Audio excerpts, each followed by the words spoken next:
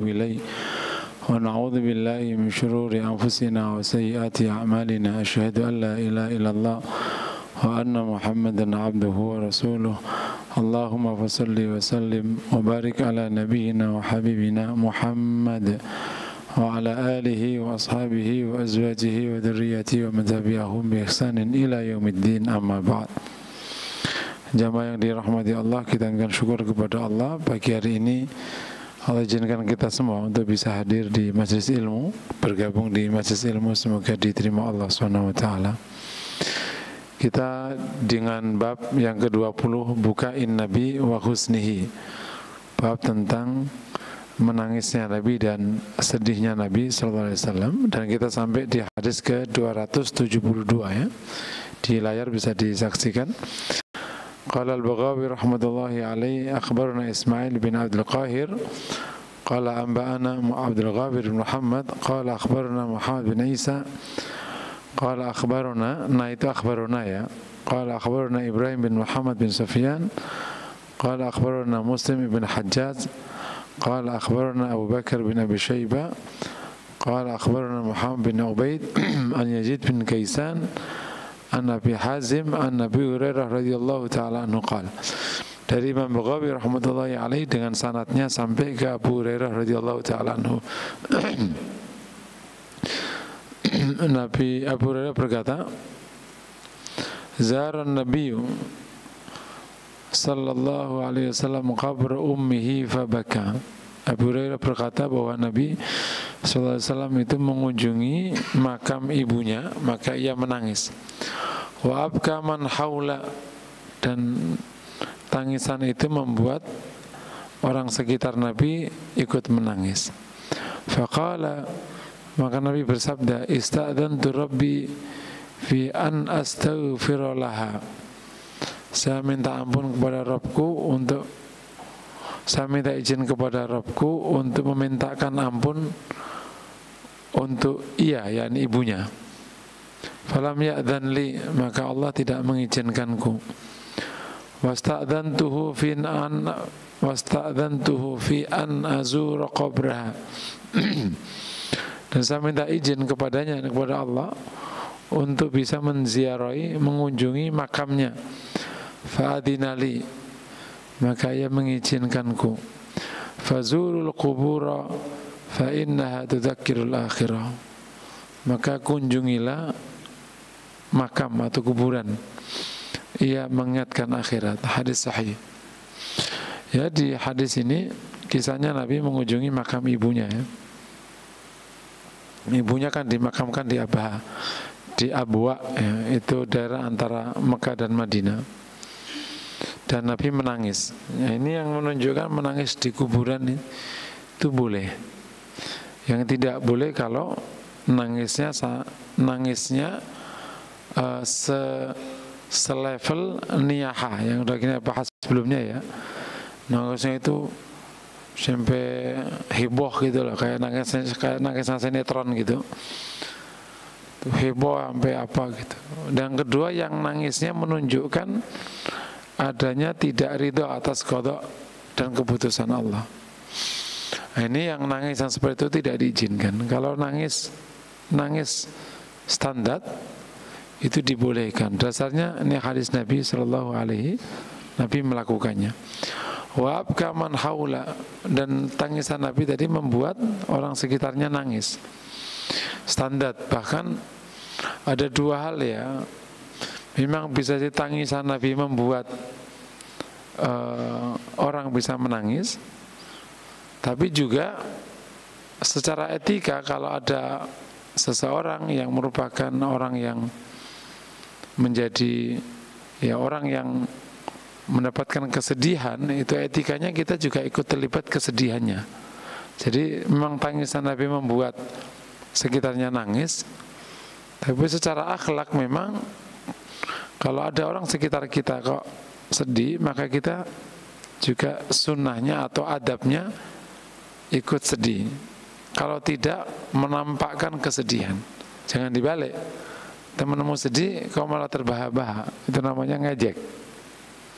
Atau saudaramu sedih, malah kayak nggak punya empati, itu tidak beretika.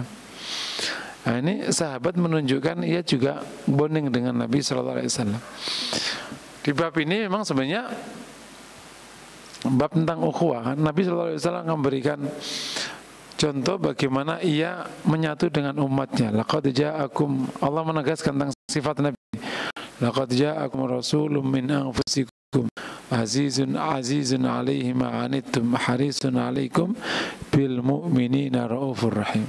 Telah datang padamu seorang rasul, laqad ja'akum rasulun min anfusikum, dari diri kalian sendiri. Azizun alaihi ma anittum, sangat berat apa yang membuatmu berat. Jadi Nabi itu sehati dengan umatnya. Yang membuat umatnya berat, Nabi ikut. Nah, Nabi memberikan contoh ngebonding, bahwa apa yang membuatnya berat, Nabi ikut. Nah, maka salah satu timbal baliknya, yang itu bagian dari pelajaran Nabi, maka apa yang membuat Nabi berat, juga umatnya juga ikut. Itu makanya kejadiannya misalnya waktu di perang Badar, waktu di perang Uhud, Nabi masuk kubangan, langsung ditutupi ya oleh Anas bin Nadir.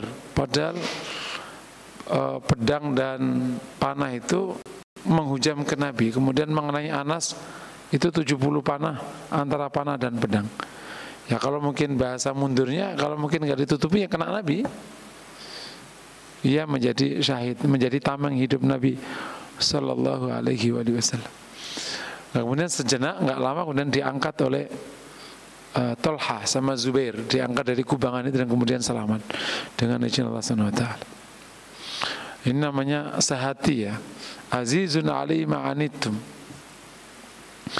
Kemudian Nabi SAW minta izin, mintakan ampun. Nah, ini memang di sini ada bahasan agak rumit sekali tentang ibu dan ayah Nabi. Kalau secara umumul ayat, umumnya ayat, ayah ibu Nabi ini termasuk golongan yang tidak sampai padanya risalah.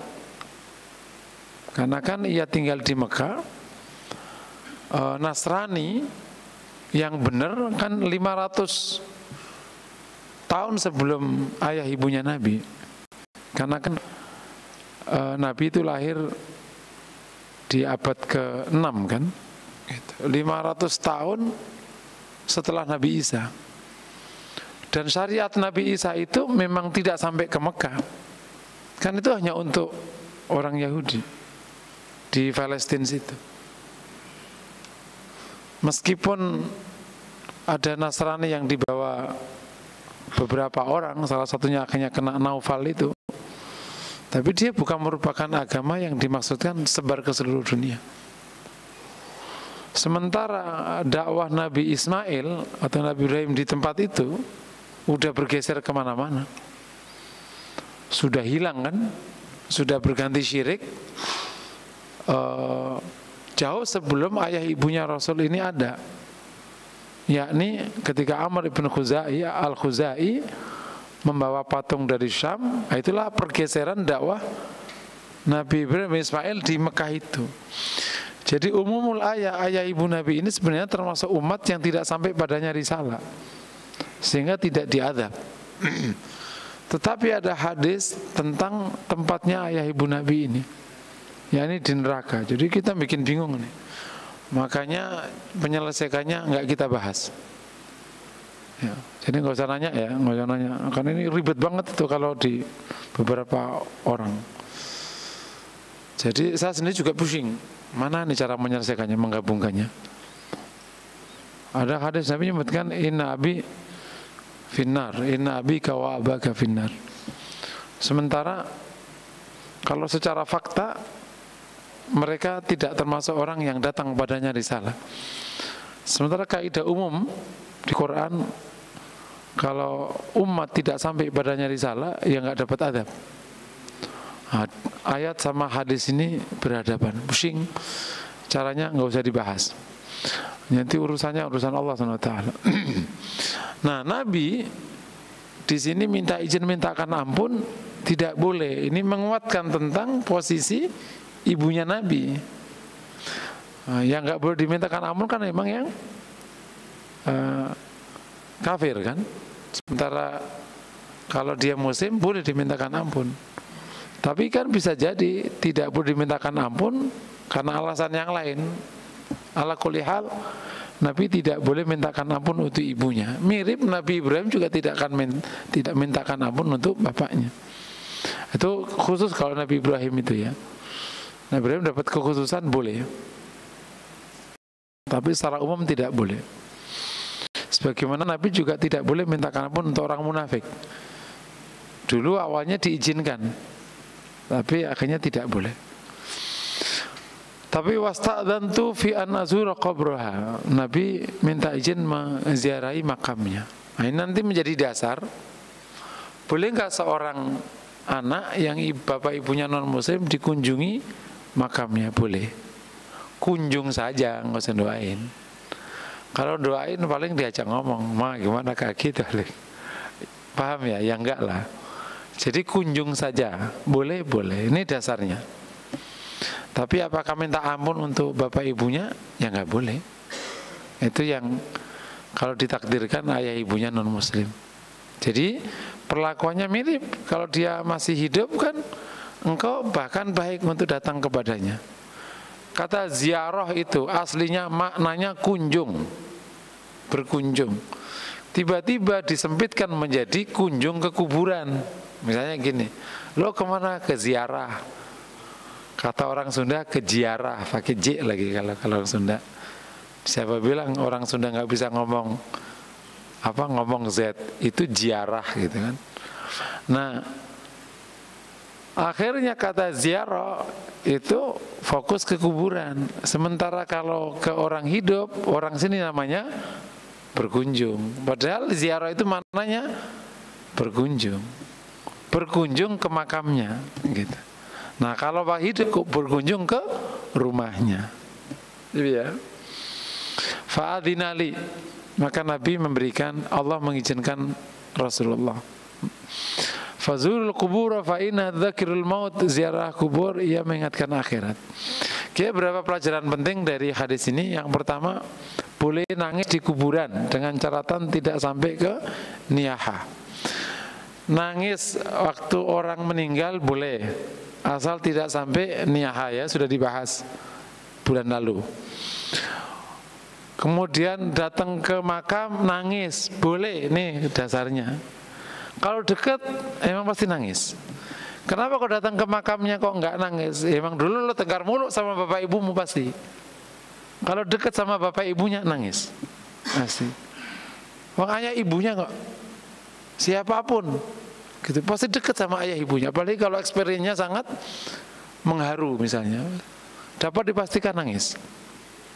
Kalau dia memang sangat birrul walidain ya, sangat berbuat baik sama bapak ibunya gitu, nangis. Minimal dia pasti tercenung di situ. Itu yang pertama. Apakah kemudian baiknya nangis atau enggak? Nah, itu para ulama punya pandangan. Apakah bagi sunnahnya atau baiknya, utamanya kalau orang mengunjungi makam ayah ibunya nangis, itu para ulama punya pandangan. Tapi silakan nangis, silakan tidak nangis. Yang kedua, tidak diizinkannya memintakan ampunan kepada orang yang tidak Allah izinkan diampuni. Nah, ini salah satunya ini memang agak bikin rumit ini ya, hadis yang ini cara menjelaskannya. Yang ketiga, diizinkannya ziarah atau dibolehkannya ziarah kubur termasuk kepada orang yang memang belum jelas kondisi agamanya. Saya lebih suka menempatkan ayah ibu Nabi ini terserah Allah gitu. Karena ada umumul ayat yang menjelaskan tidak akan ada adab bagi yang tidak sampai padanya risalah. Sementara ada hadis yang jelas-jelas ayah ibu Nabi itu di neraka. Terus gimana? Terserah Allah SWT. Sehingga ini rumit. Meskipun beberapa ulama tegas, karena hadis sama Quran bertentangan, diutamakan Quran, gitu.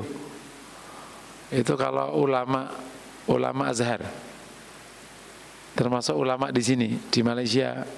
Tapi kalau ulama di Saudi, karena hadisnya sahih, maka menggunakan kaidah umum dikhususi. Itu namanya ayat itu umum, hadis Nabi yang ayat ibunya Nabi itu khusus. Maka khusus ayat ibu Nabi kena gitu. Jadi gitu. Ala kulli hal, prosedur cara berpikir itu ya. Bapak ibunya nggak usah ikut-ikut, maunya nggak usah dibahas saja. Yang terakhir nomor 4 pelajarannya, disunnahkan ziarah kubur karena itu mengingatkan akhirat. Ini ada sikap yang berlebihan. Yang satu ziarah kubur, tapi justru fokus utamanya bukan tudzakirul akhirah. Orang senang banget ziarah kubur, tapi fokus utamanya tidak yang untuk mengingatkan akhirat. Fokusnya ke yang lain-lain. Gitu. Yang kedua, saking takutnya syirik atau takutnya apa, nggak pernah ziarah kubur. Sampai ayah ibunya aja nggak pernah dikunjungi. Gitu. Biarin aja. Bagus dijaga nggak bagus. Berapa ritmenya nggak ada aturannya. Karena ini perintah atau yang nanti hukumnya jadi sunnah dan perintahnya umum, maka nggak pakai ritme. Serah, berarti semakin sering semakin baik. Sebagaimana kita sering ngunjungin ke orang tuanya waktu hidup, itu semakin baik. Nah, semoga kita punya sikap. Jadi beragama itu emang tidak boleh mengkutub. Maka tidak boleh berlebihan beragama itu. Saking takutnya syirik, nggak pernah ziarah kubur. Saking takutnya bid'ah, nggak pernah ziarah kubur. Saking inginnya ziarah kubur, syirik-syirik bid'ah pun dikerjain. Ya, kayak gini-gini nih. Makanya beragama itu nggak boleh kayak orang mau berak. Tahu nggak orang mau berak itu? Terlalu semangat itu nggak boleh. Atau berlebihan.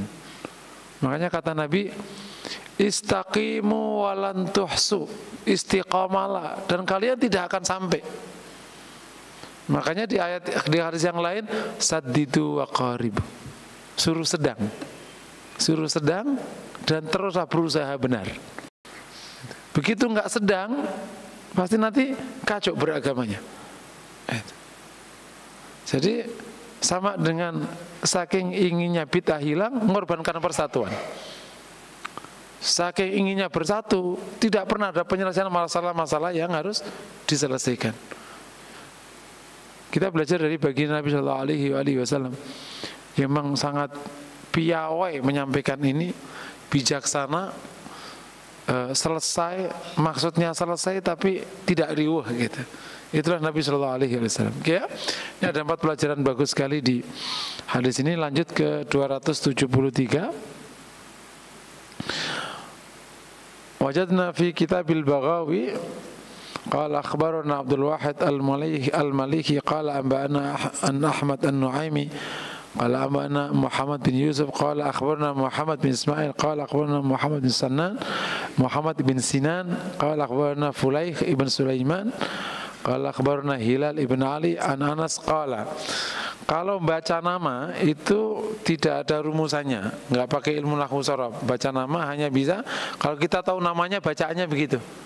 Nah, makanya di dalam baca nama ada buku namanya Tabaqat, kitab namanya Tabaqat. Itu mungkin 30-an jilid. Itu nama-nama ini kayak gini masuk. Nah, makanya terkadang bisa jadi namanya agak beda karena nama itu tidak pakai aturan, tergantung dibaca Sinan atau Sanan, gitu tergantung namanya dia kan. Nah, cuman namanya orang Arab pasti cocok sama hukum nahwu sharaf, nggak mungkin keliru. Anas qala syahidna ibnata Rasulillah sallallahu alaihi wasallam wa Rasulullah sallallahu alaihi wasallam jalisun 'alal qabr. Anas bin Malik radhiyallahu anhu berkata, saya menyaksikan putri Rasulullah sallallahu alaihi wasallam wa Rasulullah sallallahu alaihi wasallam.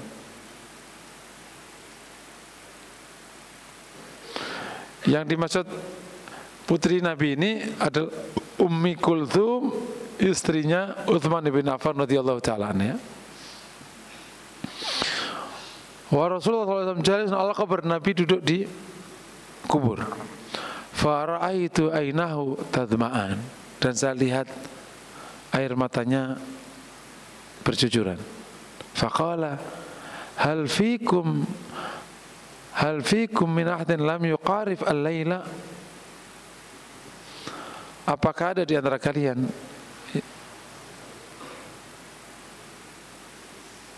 yang tidak berhubungan dengan pasangannya di malam tadi? Faqala Abu Talha, maka Abu Talha berkata, ana. Qala fa'anzil fi qabriha, turunlah di kuburnya. Fanazala fi qabriha, maka ia turun di kuburnya. Ini tentang Nabi nangis ketika putrinya dimakamkan. Jadi memang Nabi SAW itu sosok yang lembut sekali, lembut, gitu ya. Maka nggak usah jadi keras, karena nabimu tidak keras orangnya. Tapi nabimu yang lembut ini, kalau perang menang, nggak letoy gitu. Karena kalau ada orang lembut, megang pintu aja nggak kebuka, saking lembutnya. Ada orang lembut, kalau istilah kita di santri itu, nginjek tai aja nggak penyet, saking lembutnya dia. Gitu. Ada istilah, ini masya Allah, ini santri ini lembut sekali, nginjek tai kambing aja nggak penyet, saking lembutnya. Ya tentu tidak begitu. Tapi ada orang berani, tapi kasar, nggak punya rasa. Nabi ini masya Allah, Nabi lembut sekali. Nah, salah satu bentuk kelembutan hati Nabi ini, memang Nabi mudah menangis di tempatnya. Salah satu eventnya, putri Nabi pas wafat, pas mau dimakamkan, Nabi menangis. Ini kan pas mau dimakamkan. Dan memang Nabi sama keluarganya sama itu dekat sekali. Dan salah satu yang sangat tampak dekatnya ya Fatimah radhiyallahu taala anha. Karena memang putri terakhir. Dan yang secara apa saja paling mirip dengan Nabi. Wajahnya, cara jalannya, sifatnya, itu ngikuti Rasulullah SAW. Gitu. Nah, Ummi Kulthum ini kan istrinya Utsman bin Affan. Kemudian nanti setelah meninggal baru lagi Nabi menikahkan Utsman dengan Ruqayyah. Dinikahkan 2 kali. Kan jadi Rasul menghadiahi Utsman dengan 2 putrinya ya. Maksudnya menikahkan Utsman dengan 2 putrinya. Abu Talha ini kalau nggak salah, bukan Talha, ini Abu Talha. Ini pelajaran pertama, boleh dan bisa kita anggap ini sunnah, menangis saat salah satu anggota keluarganya mau dimakamkan, gitu ya. Dan kalau standar biasanya pada nangis rata-rata. Yang kedua, menangis ketika menyaksikan seorang yang mau dimakamkan itu tidak menafikan ridha terhadap qada qadar Allah. Bukan berarti kalau ridha dan ridha terhadap qada qadar Allah, orang tidak punya perasaan. Ini yang harus ditegaskan. Wah, ini orangnya ini ridha sekali, sabar sekali, nggak nangis dia, kuat. Itu ridha, sabar, atau emang nggak punya perasaan, kan bisa jadi. Jangan-jangan dia bersyukur, alhamdulillah makku pergi ya, cerewet banget selama ini. Gitu. Ada orang keluarganya tidak ada, tenang aja. Ini memang ridho, sabar, atau memang nggak punya rasa dia. Nabi SAW orang yang paling ridho terhadap qada-qadar Allah, betul ya? Tapi dia menangis. Nah, ini disebut dengan tangisan kasih sayang, bukan tangisan menolak qada qadar. Yang ketiga, sunnahnya yang turun di bawah itu yang tidak hubungan sama pasangannya di malam hari. Nah, yang hubungan nggak usah ikut turun ke bawah. Ini hikmahnya apa? Nggak ngerti. Pokoknya Nabi begitu aja. Memang yang masuk ke bawah, turun ke bawah itu yang tadi malam tidak berhubungan. Nah, kemudian yang keempat, boleh orang lain turun ke bawah, ya, dan juga boleh jenazah wanita yang turun ke bawah laki-laki yang bukan mahramnya. Boleh kan, nggak ada urusan sama mahram kan. Kadang harus, nggak harus, meskipun tetap keluarga jauh lebih baik karena bagian dari penghormatan. Tapi orang lain pun boleh, dasarnya ini. Ya, ini secara hukum ya, masuk ke hukum sedikit. Tapi pesan utama dari hadis ini adalah bagaimana Nabi mengajarkan kepada kita kedekatan dengan keluarganya, dengan putra-putrinya, sampai ketika ada salah satu di antara yang meninggal, Nabi menangis. Ya, lanjut ke 274 ya. Langsung ya, wajadna fi kitabil Bukhari annahu qala rawa bi sanadihi an Anas ya. Imam Bukhari meriwayatkan dengan sanadnya sampai ke Anas radhiyallahu taala anhu anna nabiyya sallallahu alaihi wasallam na'a Zaidan wa Ja'far wa ibn Rawaha. Nabi itu na'a berbelasungkawa atas kematian Zaid, Ja'far dan Ibn Rawaha. Siapa mereka? Panglima perang di perang Mu'tah, apa Yarmuk, Mu'tah ya, yang menghadapi 200.000 pasukan Persia. Sementara mereka bawa pasukan cuman 3.000 gitu. Masya Allah. Nah, kemudian nanti urusan Persia ini diselesaikan oleh Khalid bin Walid di perang berikutnya, yang hanya bawa pasukan 36.000 dikaliin 10 menghadapi sama 200.000 dan selesai di perang Yarmuk. Semoga saya tidak salah. Yarmuk sama Mu'tah ini yang menang yang kalah mana? Kayaknya yang Yarmuk yang menang ya. Yarmuk yang menang, yang Mu'tah yang kalah. Atau lebih tepatnya yang wafatnya ini di perang Mu'tah. Dan nanti ada, jadi berhadapan dengan Persia sama Romawi itu Nabi masih ada. Jadi Nabi itu sudah. Jadi kalau seluruh yang dihadapi Nabi sebelumnya itu dihadapi Nabi sallallahu alaihi wasallam. Seluruh tantangan atau rintangan dakwah yang dihadapi seluruh Nabi sebelumnya itu semua diuji coba di Nabi sallallahu alaihi wasallam semua. Kekuasaan besar seperti yang dihadapi oleh Nabi Musa, Nabi ketemu kekuasaan besar namanya Romawi dan Persia. Sudah ketemu itu, Persia ketemu, malah sahabat yang ketemu. Sedangkan Romawi Nabi langsung mimpin sendiri di perang apa? Di perang Tabuk. Itu langsung mimpin langsung. Jadi kan kisahnya begitu Nabi Fathu Makkah, Romawi kayak nggak terima atau ketakutan. Romawi itu dulu kan kekuasaannya sampai ke Syam. Romawi Timur namanya, Bizantium itu. Kan ada Romawi Timur, ada Romawi Barat. Makanya kenapa orang Syam itu mukanya kayak orang Eropa? Ya karena Romawi lama di situ. Itu mirip kenapa orang Sunda itu kok banyak orang kayak Cina? Karena Cina udah ketemu sama orang Sunda lama abad kedua. Nah, mirip-mirip kayak gitu. Terus kenapa orang Yaman banyak yang agak gelap? Karena Habasah itu kuasa atas Yaman. Nah, persoalannya kenapa orang Indonesia nggak kayak orang Belanda? Karena Belanda nggak mau kawin sama orang sini. Itu kelirunya dulu gitu. Kalau ngikuti sejarah-sejarah orang, mestinya ya nyampur, gitu kan? Kayak misalnya Yaman itu kan unik. Yaman kok banyak yang gelap? Karena Habasah itu kuasa lama di Yaman. Terjadi percampuran darah jadinya. Terus tadi kenapa Syam itu ya Palestina, Libya, Yordan, Arabnya beda dengan Arab di Khalid. Ya karena Romawi lama kuasa di situ. Paham ya kira-kira? Sama dengan orang Sunda, sama kasusnya sama. Nah, tapi yang nggak nyampur ya beberapa daerah nggak nyampur karena penguasanya mungkin nggak. Kenapa orang Depok enggak? Ada Belanda Depok. Udah kelamaan Belanda Depok gitu, kira-kira gitu. Nah, Nabi sudah berhadapan kekuasaan karena kekuasaan yang paling besar zaman itu Romawi Persia. Nabi sudah berhadapan. Tapi diselesaikan dengan sebaik-baiknya dan menggunakan cara yang sangat indah. Para ulama sirah mengatakan gini.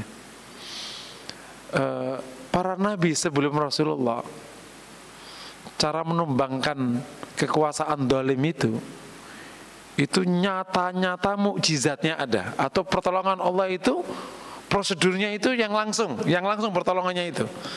Fir'aun tenggelam, Namrud mati gara-gara ada hewan kecil masuk ke otaknya. Siapa lagi itu? Tumbang-tumbangnya begitu. Tapi Rasul pertolongannya itu dilewatkan oleh Allah di prosedur yang ilmiah, namanya perang. Nah, betul ya? Kan si Persi itu bukan tumbang, bukan langsung misalnya Persi tumbang pakai gempa, langsung habis kekuasaannya, enggak gitu. Tumbangnya pakai perang. Ini hikmahnya agar umat Nabi melakukan perjuangan secara prosedur normal. Pertolongannya turun lewat situ. Dengan bahasa lain, Allah mendidik Rasulullah dan umat Nabi agar menggunakan cara yang dapat diterima oleh logika. Kemenangannya itu logik gitu. Jadi kita tidak punya alasan, ya kan Nabi ditolong sama Allah, ya kita nggak menang-menang, nggak gitu. Karena Allah menolongnya pakai prosedur. Meskipun ada 1000 pasukan turun di perang Badar, tapi perang itu bukan Nabi duduk terus malaikatnya perang sendirian. Terus orang Quraisy perang melawan yang nggak bisa dilihat, nggak gitu.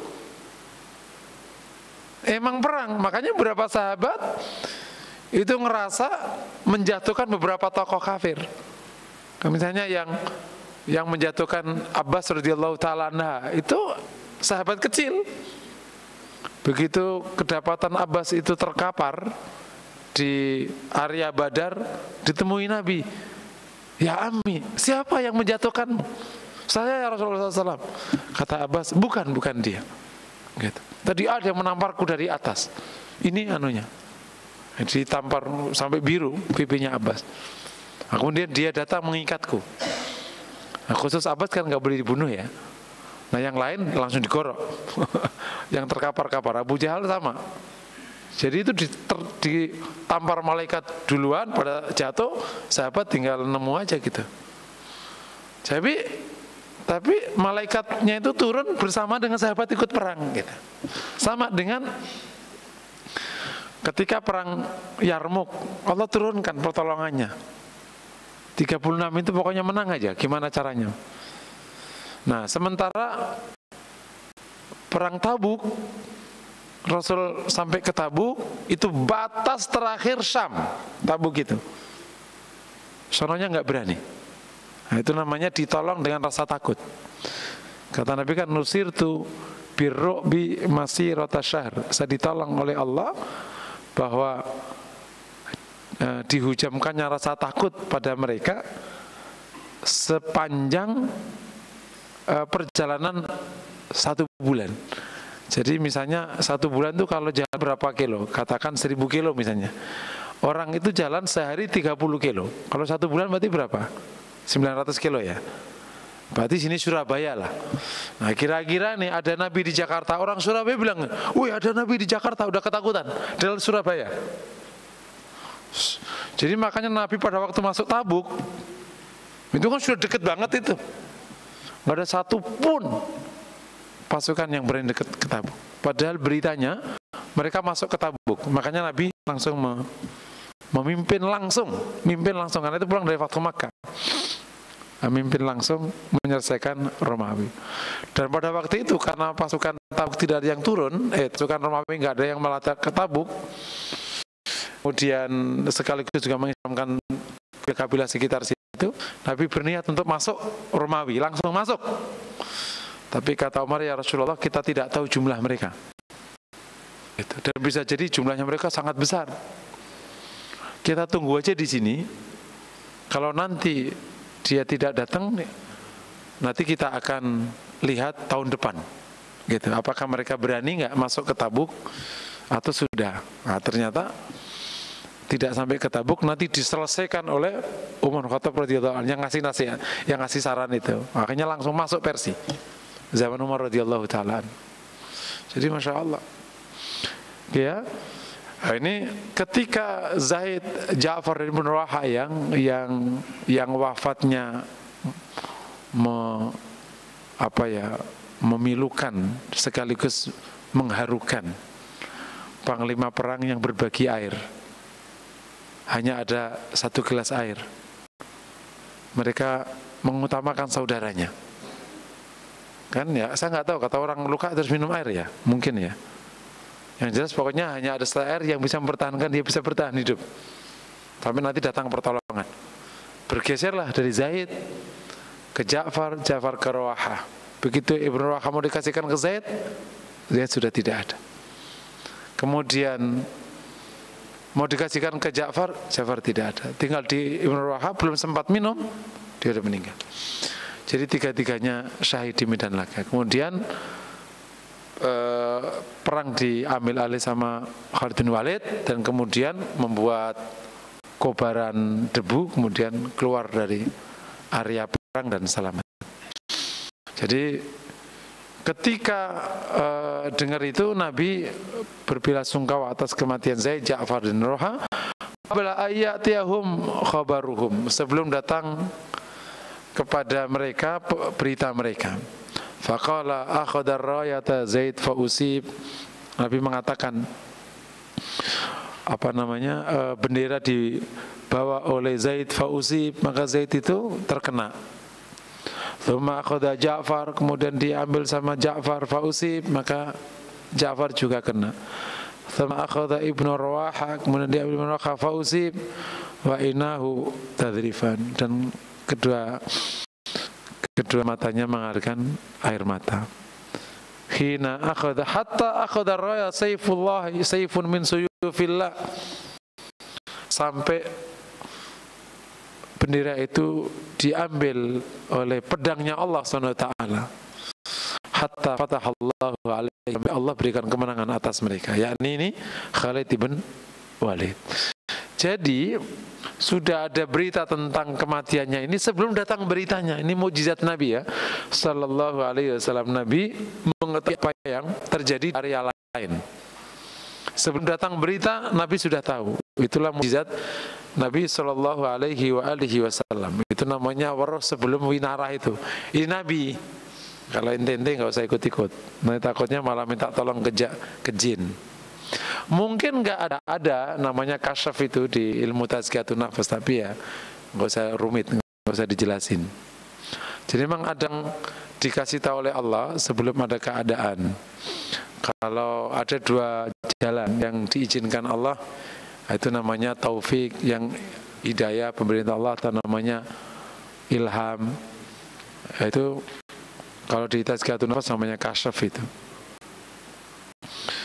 Itu pertama. Yang kedua, orang yang dapat tahu tapi bukan prosedur itu, tapi prosedur jin. Ya, jin kan cepat. Dia misalnya ada orang punya jin, terus tiba-tiba jinnya ngasih tahu, "Bang, gue tadi tahu itu si keluarganya bakal mati, mau datang. Nah, gue tahu tuh matinya gini-gini," gitu ya. Datang, "Aku tahu kan, kamu datang karena kakakmu meninggal," gitu. Tadi kalau sama jin, jinnya agak sotoy gitu kira-kira, misalnya gitu. Jadi, nah yang kedua yang nggak boleh, karena emang bermuamalah sama jin itu banyak mudaratnya.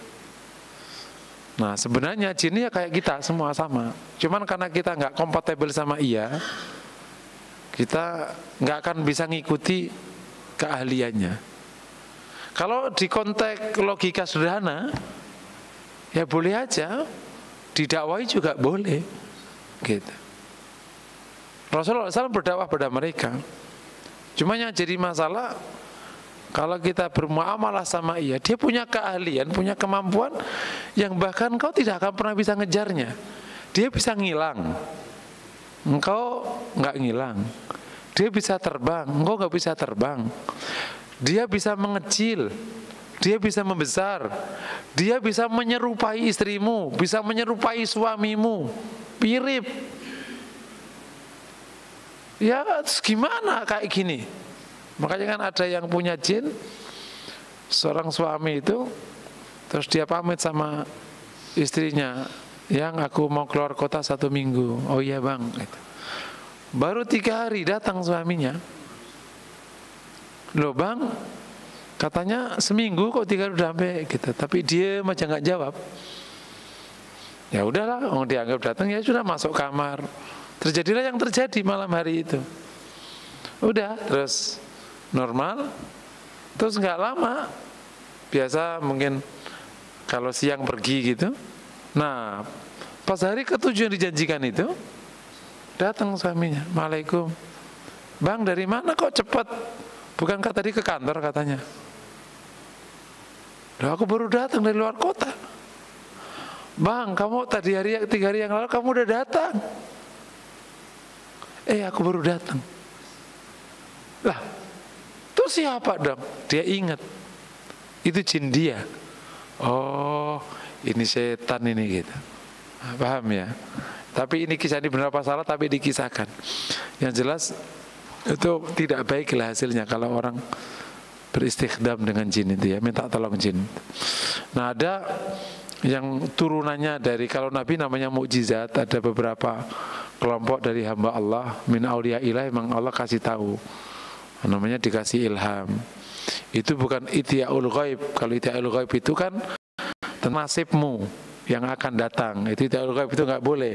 Tapi kalau diinfokan tentang keadaan di luar sana, diinfoin, ya bisa aja Allah kasih tahu. Itu namanya kasyaf itu.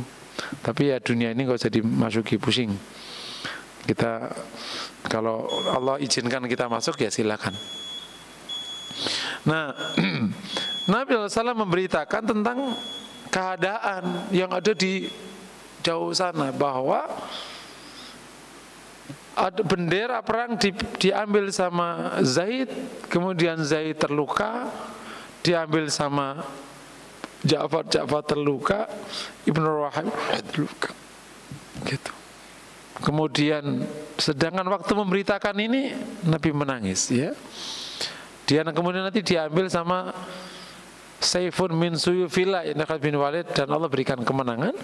Bentuk kemenangannya, Khalid bisa membawa pasukan para sahabat itu keluar dari kepungan Romawi, kepungan Persia.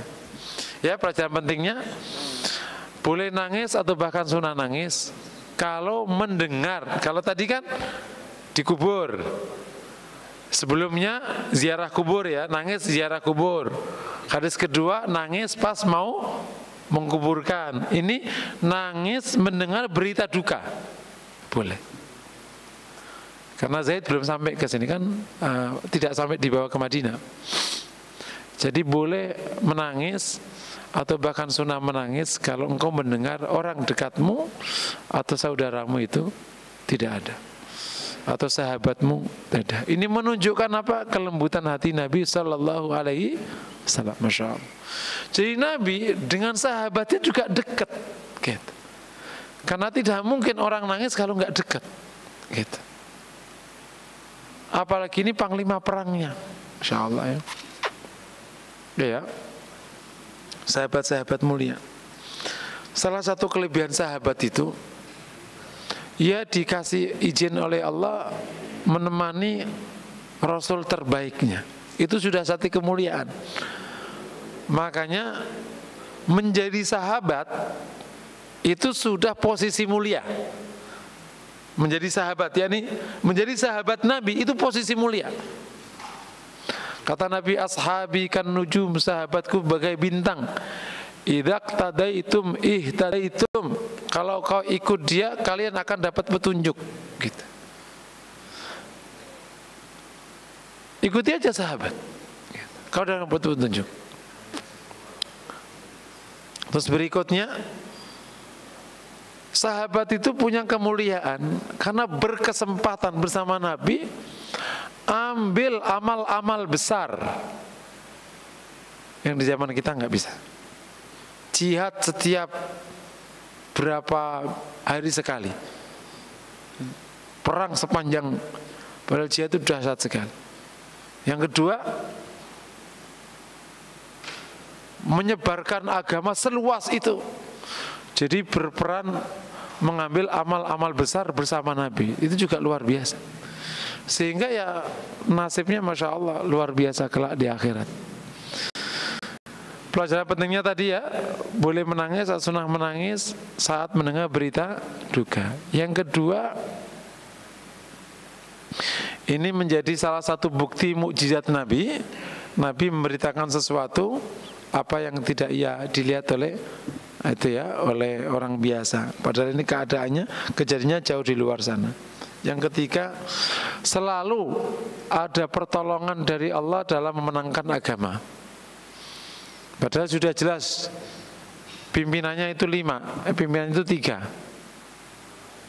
Tapi selalu ada pertolongan. Khalid bin Walid ambil inisiatif dan akhirnya Allah berikan hidayah kepada Khalid bin Walid untuk punya strategi dan mengeluarkan sahabat ini dari kepungan Persia. Insya Allah. Yuk bayangin aja, dikepung 200.000, pasukan hanya 3.000. Bayangin, bisa keluar selamat, dahsyat sekali. Makanya kalau ada orang mencaci maki sahabat, saya yakin ia tidak sehat otaknya. Orang yang berjuang mengorbankan jiwa, terus nyawanya di jalan Allah, sekali aja harganya itu mahal, betul ya? Ada orang berkorban untukmu nyawa. Kamu ingat gak sepanjang hayat? Para sahabat berkorban nyawa berkali-kali untuk tegaknya agama, sehingga agama sampai kepada kita dengan baik ini. Dan akhirnya hidup kita normal, baik. Mereka semua yang berkorban. Sejak awal dia masuk Islam, tidak ada istirahatnya nih mereka. Sejak awal Islam bertempur langsung agar agama ini tegak. InsyaAllah. Semoga Allah ridai para sahabatnya. Ini selalu ada pertolongan. Nah, pertolongan Allah di ini diizinkannya Khalid punya strategi dan akhirnya bisa membawa pasukan. Nah, keyakinan adanya pertolongan itu harus dimiliki semua mukmin di konteks dakwah hari ini. Wala tahinu wala tahzanu wa antumul a'laun. Jangan merasa sedih, jangan merasa hina. Wa antumul a'laun. Gitu. Sepanjang sejarah itu hubungan kebatilan sama kebenaran itu tidak pernah berhenti. Kayak gini aja terus. Nah, mukmin harus yakin pada akhirnya kebenaran itu pasti menang. Ya, keyakinan itu tidak boleh hilang. Sebagaimana yakinnya Nabi saat pertama kali memulai dakwah sampai Allah menangkan agamanya. Menang dia. Inna lanansuru rusulana. Kata Allah, sama kami akan menolong utusan-utusan kami.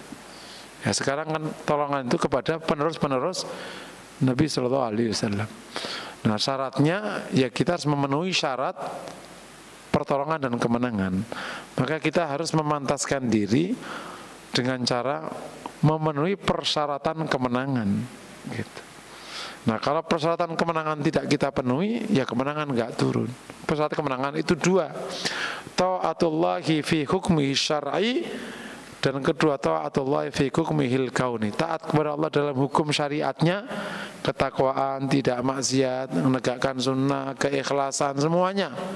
Yang kedua, taat kepada Allah dalam hukum alam semesta, hukum Allah di alam semesta, strategi, resources, konstelasi, ngukur kekuatan, tahu area, tahu aktornya siapa aja, gitu.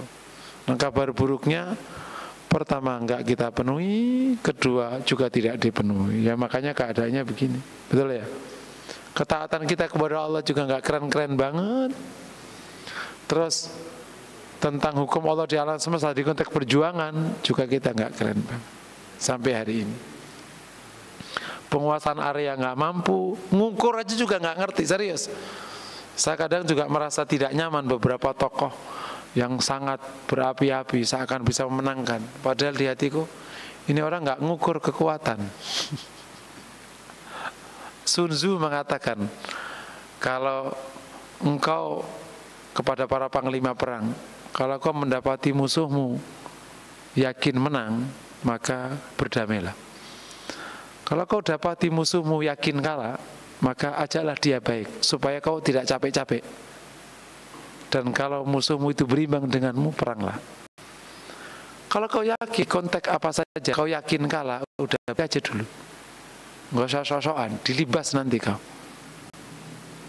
Tapi kalau kau seimbang baru. Pertanyaannya, kita ini pernah ngukur nggak lawan? Ngukur aja nggak ngerti, ngukur kekuatan sana berapa? Nggak ngerti kita, ngukur aja nggak ngerti. Gitu. Gimana mau menang? Ukuran saja nggak ngerti. Gitu. Kalau menggunakan teori sosiologi namanya ada area. Kalau sosiologi itu kalau di konteks perang modern atau perang asimetris sekarang, yang non militer sekarang, ya. Kalau menggunakan non militer ya jangan pakai militer, jadi teroris jadinya. Kalau non militer ya pakai non militer, sama-sama non militer. Itu namanya orang kalah bola ya jangan ngeluruk ya. Orang kalah bola ya main tanding nanti hari berikutnya baru namanya menang kan. Bola dibalas sama bola, ekonomi dibalas sama ekonomi, politik sama politik, budaya sama budaya, media sama media. Jangan media ketemunya ngamuk, ya nggak nyocok lah. Wong kalah media kok ngamuk, ya itu udah terorisme. Gitu, ngukur aja nggak mampu. Di sosiologi itu ada satu teori menarik kalau Ayu pakai. Orang kalau mau memenangkan, itu harus tahu namanya area. Kedua agenda, ketiga aktor. Tiga ini harus paham. Setiap kontestasi selalu ada area kontestasi. Sekarang areanya siapa pemiliknya? Kita kuasai area apa enggak? Area bukan berarti fisik ya, area pergulatan. Area pergulatan yang berhadapan, apapun, bisa di bisnis, bisa di apa, artinya harus paham areanya. Misalnya Anda, ini teori ini bisa digunakan di bisnis. Anda punya kompetitor bisnis, area siapa areanya? Area udah menguasai dia 90% area, udah lupain lah. Berarti kau minggir aja udah, mendingan cari bisnis baru. Kira-kira kayak gitu. Areanya udah tutup, sudah dikunci sama orang. Sudah selesai, kau nggak bisa masuk area sama sekali. Itu mirip zaman-zaman awal ketika area ini dikuasai mobil Jepang, masuk matilah kau. Sudah dikuasai dan lain sebagainya. Yang kedua agenda. Ini agenda apa yang berkembang di sini? Agenda ekonominya, agenda agama. Jangan-jangan kita ini salah melihat, gitu. Ini agenda ekonomi, kalau lihat pakai agenda ideologi ya, nggak nyambung sama sekali. Padahal nggak ada agenda ideologi sebenarnya. Agendanya murni ekonomi. Nah, nyantai aja kalau kayak gitu. Yang terakhir aktornya siapa aja? Nah, kita area nggak ngerti, agenda juga nggak ngerti, aktor juga ini aktornya siapa gini. Kau pikir aktor, bukan aktor dia pion, aktornya di sana. Nah, yang kayak gini-gini perlu paham. Tapi intinya pelajaran yang dari hadis ini selalu ada pertolongan Allah memenangkan agama. Nah, kita penuhi ada syaratnya. Ketaatan kepada Allah dalam hukum syariatnya dan ketaatan Allah kepada hukum di alam semestanya. Biasanya banyak para dai syaratnya di pertama aja yang kita bertakwa harus apa gitu. Dia lupa syarat hukum Allah di alam semesta. Saya pernah ngisi di salah satu perbankan syariah, ada pertanyaan gitu. Ustaz, kita kan sudah taat sama Allah, perbankannya syariah, kita juga udah rajin qiyamul lail, tapi kenapa kita size-nya nggak gede-gede, nggak menang-menang? Harus jelas, kamu belum taat sama hukum Allah di alam semesta. Seakan-akan taat itu maknanya taat kepada hukum Allah syariahnya. Hukum Allah ada dua, bukan yang syariat doang itu hukum Allah. Quran Sunnah itu hukum Allah asy-syar'i. Tapi Allah punya hukum di alam semesta yang disebut dengan hukum alam. Hukum alam itu hukumnya Allah, bukan di luar hukumnya Allah. Allah yang menentukan. Gitu. Kalau engkau soleh, kamu soleh banget, tapi kamu nggak menikah, punya anak nggak? Ya enggak, karena kamu melanggar hukum Allah. Karena anak itu lahir dari percampuran. Kamu nggak mau nyampur, gimana punya anak? Lah tapi kan bertakwa kepada Allah, Allah pasti akan kabulkan doaku. Codot tentu orang tua anak. Gitu, paham ya kira-kira? Nah ini semoga kita bisa penuhi syarat kemenangan dan Allah berikan kemenangan. Tapi kabar baiknya, Rasul telah mengatakan gitu, akan tersebar agama ini kepada seluruh tanah yang dimasuki siang dan malam. Jadi tidak akan kiamat sampai agama ini masuk ke seluruh negeri yang dimasuki siang dan malam. Itulah janji, itulah sabda Nabi yang akan kita pegang. Jadi agama ini insya Allah akan menang. Wallahu a'lam. Mungkin demikian yang dapat saya sampaikan. Ada pertanyaan bersilakan. Assalamualaikum warahmatullahi wabarakatuh. Assalamualaikum Ustaz. Waalaikumsalam. Ini ada pertanyaan dari Zoom Ustaz, dari Bu Sismiliana. Dari Zoom, YouTube. Ya, saya bacakan. Izin bertanya, bab adab ketika ada orang yang menangis atau sedih, kita ikut berempati. Ketika kita menjumpai orang dewasa yang kebiasaannya bersandiwara menangis agar tujuannya tercapai, lalu apa yang harus kita lakukan, Ustaz? Oh, ya, kita tetap berbaik sangka atau tetap berempati? Oh iya, ya, orang bersandiwara nangis agar dapat mencapai, ya kita rileks aja kalau kayak gitu. Itu namanya menggunakan hal baik untuk tujuan buruk. Ya. Kan ada ya, niat baik, cara baik. Ini niat baik, cara buruk diperbaiki. Niat buruk, cara baik. Nah, ini yang tricky ini yang bersiko. Orang munafik menggunakan cara ini. Waktu zaman Rasul dulu, niat buruk, cara buruk, yaitu ya selesai. Nah, kalau dia niat buruk, cara baik, yaitu justru harus diselesaikan dengan sebaik-baiknya. Wallahu a'lam. Fadhal. Ya. Ustaz, yang hadis 272 tuh yang mengenai ziarah ke makam, boleh, tapi kalau tidak seimam jadi tidak berdoa, kan gitu dia. Ziarah boleh kan gitu kan, yang hadis 272 tadi. Di surat Ibrahim 41 itu kan Nabi Ibrahim itu kan bapaknya kan nggak Islam ya, Azar itu ayahnya kan, tapi dia berdoa tuh. Itu gimana dia? Itu khusus. Yang pertama itu tadi. Yang kedua adalah apabila makamnya tuh suaminya misalnya dia Islam ya, kemudian istrinya meninggal, tapi istri Kristen, ditaruh di sebelah kuburannya itu, sebelahan gitu, boleh nggak? Oke, cukup pertanyaan. Cukup. Yang pertama khusus Nabi Ibrahim ini khusus Nabi Ibrahim itu yang nggak berlaku di syariat Nabi. Karena itu kan syariat Nabi Ibrahim. Nabi Ibrahim mintakan ampun untuk orang tuanya. Nah, sementara syariat Rasulullah tidak boleh orang mintakan ampun untuk orang non-muslim. Beda syariat istilahnya. Kan tidak semua syariat Nabi sebelumnya berlaku di syariat kita. Khusus Ibrahim itu memang syariat Nabi Ibrahim. Yang nggak berlaku lagi kita sekarang. Yang kedua, tidak boleh mencampurkan makam di satu area beda agama. Jadi kalau makam muslim ya muslim, makan non-muslim. Jadi kalau suami istri ya makamnya di tempat agamanya masing-masing. Walaupun tanahnya tanah. Nah, kalau tanah sendiri agak beda nih kalau tanah sendiri. Itu kan kalau tanah umum ya. Kalau tanah sendiri ini kalau secara hukum nggak apa-apa, itu tanahnya sendiri. Cuman secara adab agak kurang kena sebenarnya.